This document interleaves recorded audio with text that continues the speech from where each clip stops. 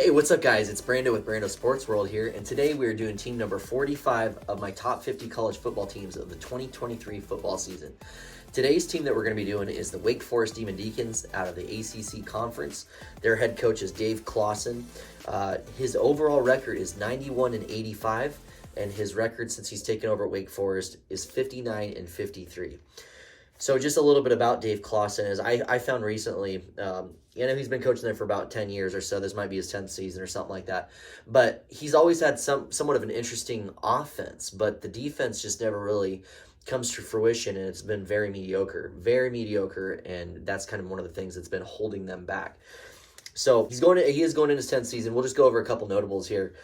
His record's much worse overall than I thought, and if it wasn't for his last 6 or 7 seasons, I mean, you're looking at a coach that's just barely at that 500, and he's honestly probably sitting around 60%. So obviously that's not going to get it done if you want to get into that top upper echelon of the ACC conference. So they ranked 18th on offense last season, so I was right about them having a solid offense, but the unfortunate thing is that their defense had ranked 82nd, so it's nowhere near where they want it to be. At least it's not in the top, the bottom 100, but 82nd isn't all that great either. But they averaged 36 points a game, and they gave up an average of 28 per game. Those numbers are way too close. You want to get that ratio just a little bit further apart. Overall, this team's fun to watch offensively, and they seem to get it one of those surprise games every year where they actually end up winning, where they're very likely not to. But in that same token, they also lose games they absolutely cannot be losing if they want to make big strides in this conference. But one thing I guess is for sure is that Dave Clawson's teams will come, they will compete, and they're usually fun to watch. So if you're an offensive guy and you like watching high-scoring games, another one of these teams to watch is Wake Forest. But anyways, guys, we'll get into the predictions here. Wake Forest Demon Deacons. We'll start out with an easy one for you guys. You're against Elon. Not Elon Musk either, so it's against Elon. I have no idea what their mascot is. I didn't care to look it up. Don't need to, because this is going to be a very easy win for you guys. I have you win this one 38-14 to start the season off strong. Heading into week 2, it's a game against Vanderbilt. Obviously, Vanderbilt's not a powerhouse SEC team. I know a lot of the SEC teams are pretty talented, very strong physically, very deep teams, but Vanderbilt is not one of those teams. It's kind of funny, too, because I didn't know Vanderbilt was actually, the stadium was located in Tennessee. That's where the campus is at. I believe it's Nashville, so I always thought it was upper northeast, somewhere like New York or New Jersey or something. So interesting little side bit. Vanderbilt will not be a tough challenge for these guys. I think you handle them at home. Win this game 42-20, going to 2-0 in the second week of the season. Week 3 at Old Dominion. Old Dominion, I looked them up a little bit. I just don't see them being too much of an issue either. And honestly, this opening 3 matches, I mean, they're really not tough at all. You're going to start this one off pretty strong. You easily handle them. You win 35-17, starting the season 3-0. So the only thing is, it seems like that we're kind of padding the wins here, which is okay. It's out of conference, but usually you want one solid win in there. If you drop the game at Vanderbilt, the season's over. You just need to throw it away, but let's hope not. Heading into week 4, a game against Georgia Tech, the Yellow Jackets out of Atlanta. Georgia Tech is still a rebuilding program. They've been kind of up and down. I know several years back they were running the option. Jeff Sims was the quarterback more recently, and he just transferred to the Nebraska Cornhuskers. If you're watching my other videos, you know I'm a Nebraska fan by now. But just going to be interesting to see the dynamic that Georgia Tech's going to be using moving forward. But I also think that this will be a game that you shouldn't have any trouble actually winning. So you get your first win in the ACC Conference and start really strong at a 4-0 clip. The next week, Week 5 at Clemson. So obviously this is Clemson. They've had some up and down seasons recently, but you know what you're going to get with Dabo. He's going to have those guys come prepared, and I don't think this is going to be a season that's going to be a down. If you think of a hill, they hit that little peak and they came down a little bit, but this hill is not going to be dropping down straight to that ground level, though. It's going to progress upwards enough where Clemson could be a bit of a challenge for you guys, and I think they're going to be a heck of a challenge, to be honest. But I actually have you guys losing this one 38-21, unfortunately. I just think they're going to wear you down physically. Next week, game at Virginia Tech.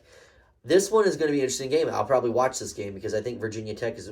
I'm just waiting for Virginia Tech to take that next step forward, and I think that they're heading in that direction. I think this is going to be a close game against two evenly matched teams, and I'm just going to give it to Virginia Tech, unfortunately. It's a game on the road. That's a very tough environment to play. And if they start the season off strong, let's say they're 4-1, maybe even 3-2, their fans will still show up. And I have them beating you guys barely 35-32. And that's a toss-up. That could go the opposite way. But as of now, I'll just give them the win there. So following week, a game at Pitt. Pitt's had its flaws as a program, but they've been very successful as of late too. I know they had an 11-win season recently. I think it was 9-4 last year too. So it's just one of the programs I follow just haphazardly. But I have them beating you guys 38-31. I just think Pitt's more of an established program at this point. I think you know what you're going to get with Pitt, and this doesn't seem like a game they're going to end up dropping. So I have you unfortunately losing your third game in a row. So heading into week 8, you guys are now 4-3. You started off winning those first 4, lost these last 3, and you come into a stone wall here. You're hitting Florida State. This is a home game, but the Seminoles are expected to do very, very big things this year, and I completely agree. You look at the roster, you see what they have. They have incredible depth. This team is going to be very well balanced and probably one of the top teams in the country and potentially the best team in the ACC. Haven't had to say that for a while, but it's the truth. So I have them actually beating you guys again, unfortunately. You lose this game 41-30. I think you make it a game for the most part, and I think this will be one of those games on upset alert. I think Florida State might be undefeated at this point. You guys have obviously had those 3 losses, but this could be that one game I was talking about earlier that you guys end up somehow winning and surprising a lot of people. But either way, this will be a fun game to watch. Florida State's going to be a really fun team to watch this year too. So have you losing that one. Very next week is a game at Duke. I just think Duke is becoming very relevant again. That new coach, Mike Elko, is doing some pretty great things over there. I think this is going to be a tough one. I just expect Duke to make more progress at this point in the season, and I have them actually winning this one too, 35-28, and you have your 5th loss in a row when it started out really good with the 4 wins. Next week is a game, NC State. It's a home game for you, so that's a positive thing.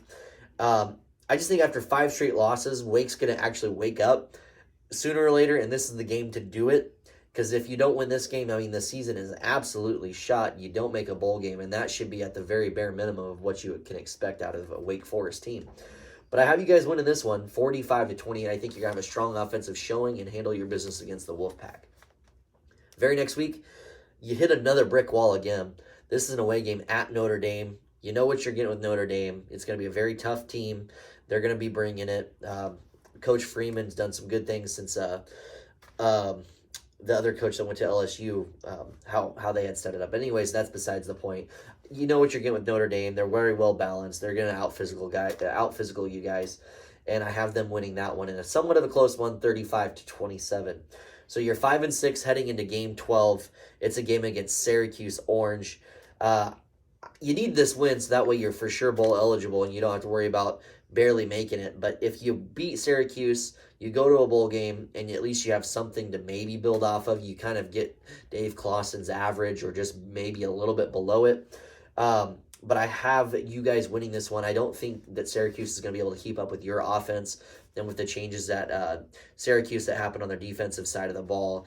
That might make a difference. I do think this is Coach Babbers from Syracuse. Dino or Babbers or something like that. He's a good coach, don't get me wrong, but I just think there's too many changes going on in that program, and I think you guys win that one handily 38-21. You're 6-6 on the season. You're bowl eligible. If you get that bowl game, it'll be a pretty mediocre game, so you'll probably go up against Northern Illinois or something like that. You win that game, you're 7-6, so it is a positive thing. Obviously, it's not ideal, and some of these games are flip games. I mean, you could be 7-5 too, but I just think their ceiling is probably 7-5, maybe 8-4 if it's a great season. I don't see anything past that. And I appreciate you guys so much for listening. Please like and comment and subscribe if you want to see some more football videos and see the rest of this countdown. Please do that.